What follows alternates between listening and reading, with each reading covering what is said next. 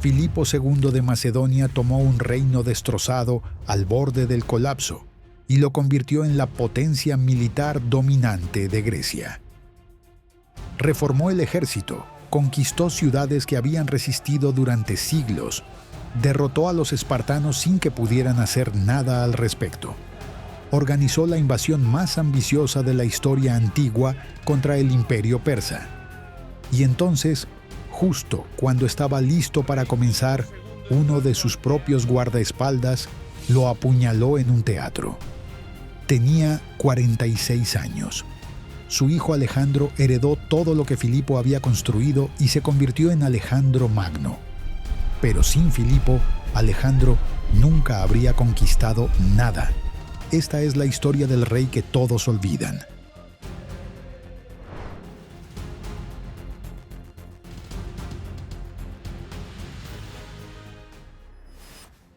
Filipo nació en 382 a.C. en Pella, la capital de Macedonia. Era el hijo menor del rey Amintas III. Tenía dos hermanos mayores, Alejandro II y Pérdicas III. En la línea de sucesión, Filipo era el tercero. No esperaba ser rey. Macedonia. En esa época no era la superpotencia que se volvería después.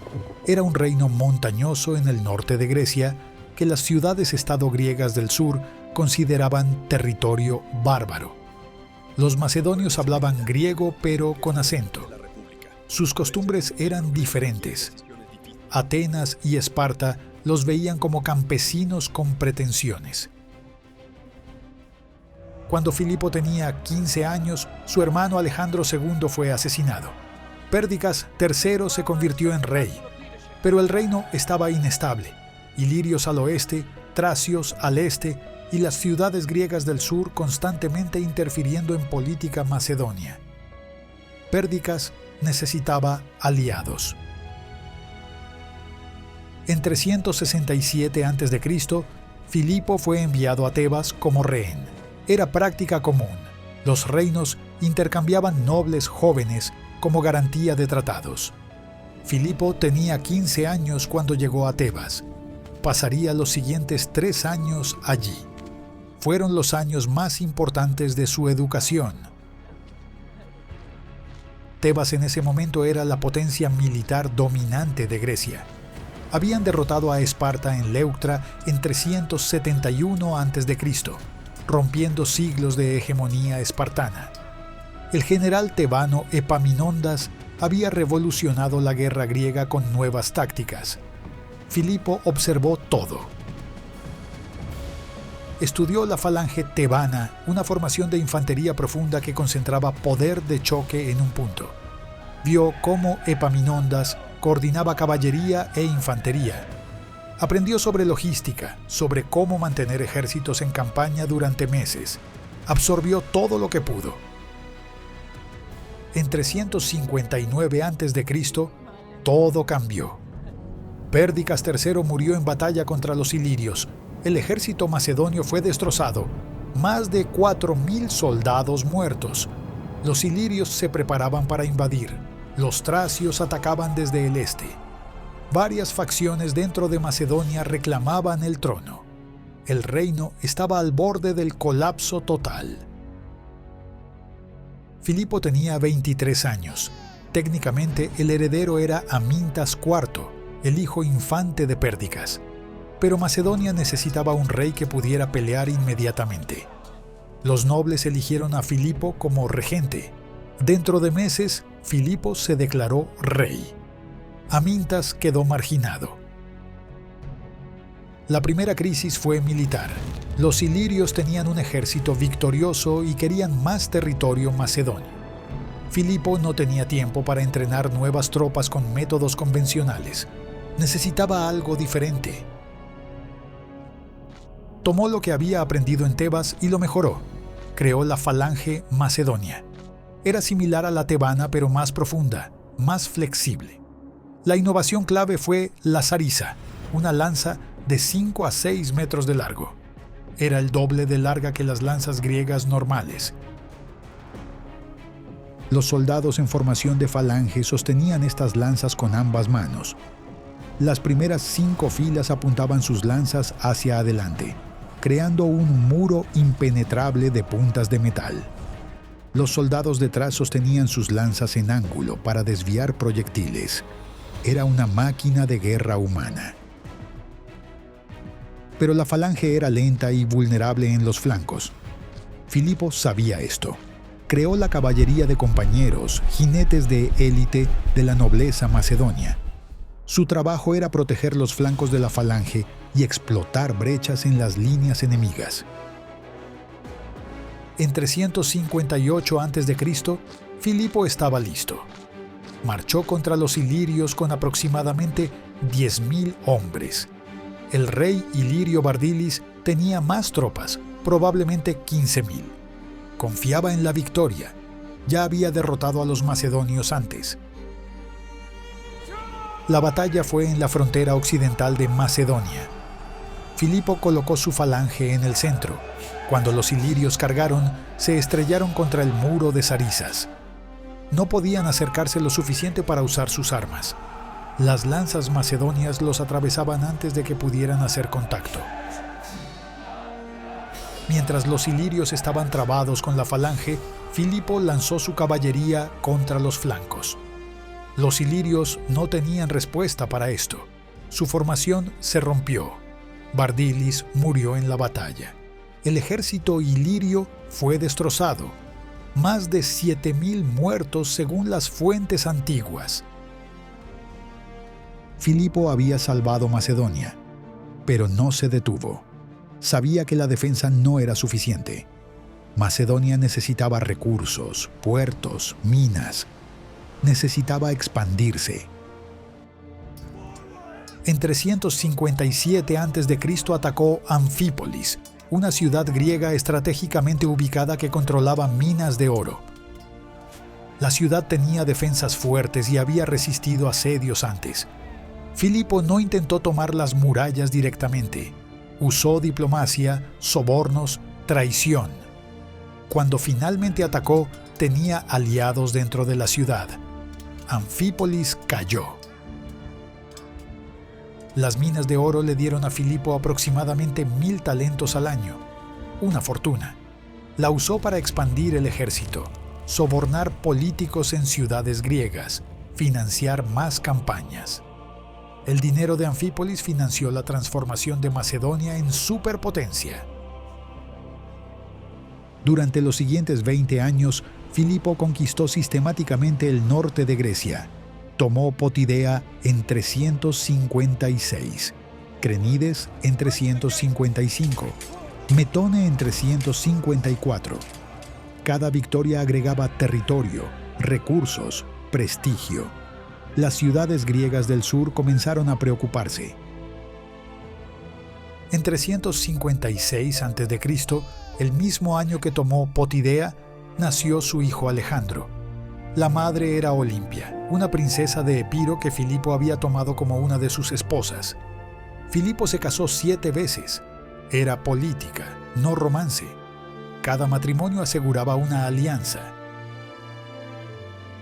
Para 340 a.C., Filipo controlaba la mayoría del norte de Grecia. Las ciudades del sur, especialmente Atenas y Tebas, finalmente se dieron cuenta de la amenaza. Formaron una coalición. Reunieron sus ejércitos. La guerra era inevitable. La batalla decisiva fue en Queronea en agosto de 338 a.C. Filipo tenía aproximadamente 30.000 hombres de infantería y 2.000 de caballería. La coalición griega tenía números similares, quizás 35.000 en total. Era el ejército aliado griego más grande reunido en décadas. Los atenienses formaron en el ala izquierda de la coalición. Los tebanos, con su famosa banda sagrada de 300 guerreros de élite, estaban en el ala derecha. Filipo colocó su falange en el centro. Él mismo comandaba el ala derecha. Su hijo Alejandro, de 18 años, comandaba la caballería en el ala izquierda. La batalla comenzó con Filipo ordenando a su ala derecha retirarse lentamente. Los atenienses, creyendo que ganaban, rompieron formación para perseguir. Era exactamente lo que Filipo quería. Cuando la línea ateniense se extendió y perdió cohesión, Filipo ordenó contraatacar. Mientras tanto, Alejandro cargó con la caballería contra los tebanos. La banda sagrada se mantuvo firme. Eran los mejores guerreros de Grecia, entrenados desde jóvenes, unidos por juramentos sagrados. No retrocedían. Pelearon hasta que los 300 estaban muertos. Cada uno cayó en su posición. La falange macedonia en el centro aplastó la línea griega. Las largas zarizas atravesaban los escudos enemigos. Los griegos no podían acercarse lo suficiente para contraatacar. Cuando la línea se rompió, la caballería macedonia persiguió a los que huían.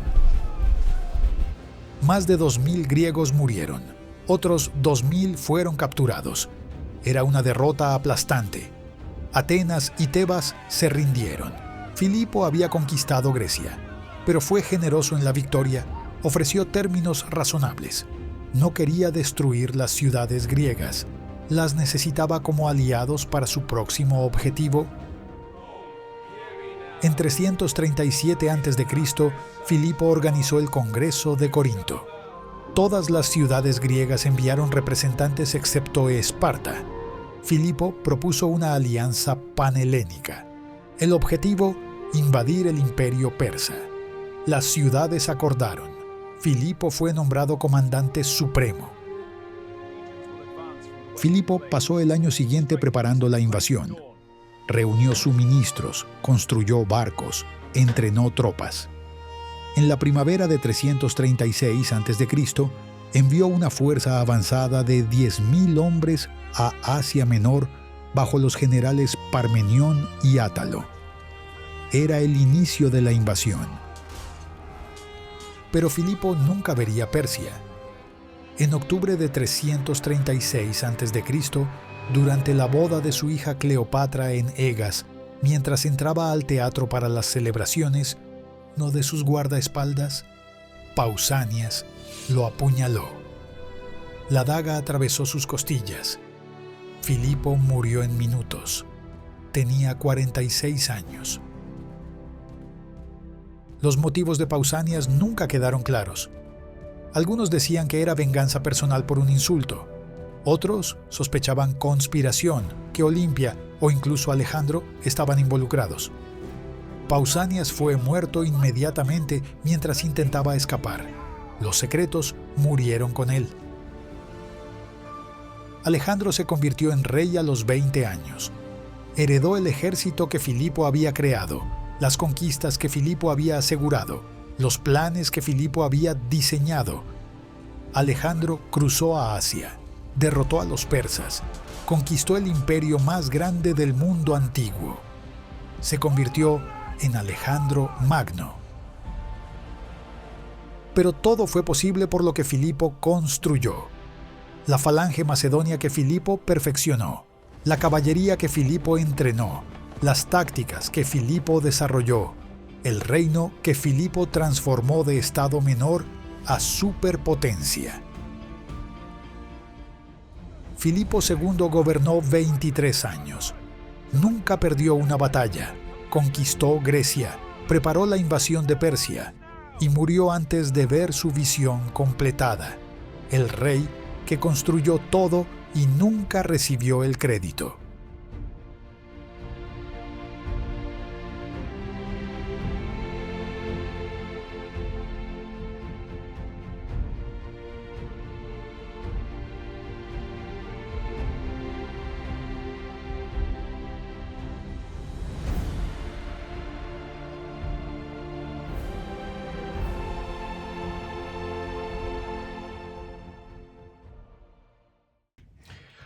Hola, ¿qué tal? Soy David y hoy les vengo a indicar cómo hicimos este video. Acompáñenme.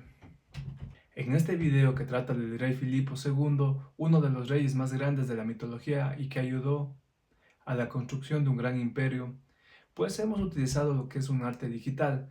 mismo que ha sido utilizado de la aplicación de Freepik, en la cual nos ayudamos para crear todo este contenido.